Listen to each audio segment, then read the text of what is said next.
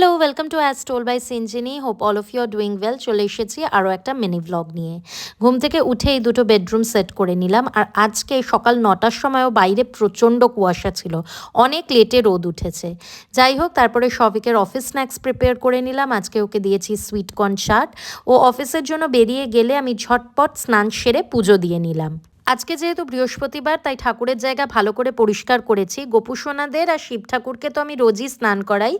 আজকে মা লক্ষ্মী আর রাধাকৃষ্ণকেও স্নান করিয়েছি। সবার জামা কাপড় সোয়েটার পাল্টে দিয়েছি আর তারপরে ফুল মিষ্টি দিয়ে পুজো দিয়েছি। লাঞ্চ করা হয়ে গেলে আমি প্রাজক্তা করি নতুন বই too good to be true পড়া শেষ করলাম। বইটা আমার মোটামুটি লেগেছে। 5টা নাগাদ লিশিয়াস থেকে ডেলিভার্ড হলো চিকেন। আমি ডিনারে আমার আর শফিকের জন্য একটা আলাদা রকমের চিকেন বানাবো ঠিক করেছিলাম।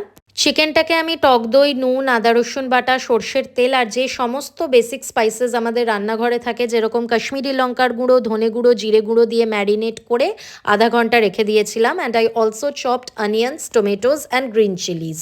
চিকেনের এই রেসিপিটা আমি ইউটিউব দেখে শিখেছি। আর এই প্রিপারেশনটা কিন্তু রুটি, পরোটা, নানের সাথে অসাধারণ লাগবে। আমি সৌভিককে বলেছিলাম অফিস থেকে ফেরার পথে রুমালি রুটি নিয়ে আসতে, তো আমরা চিকেনটা রুমালি রুটি দিয়েই খেয়েছি। ডিনার করতে করতে জি5-এ দেখলাম the Sabarmati report, which is an excellent movie. তোমাদের ভিডিওটা ভালো লাগলে প্লিজ লাইক অ্যান্ড সাবস্ক্রাইব।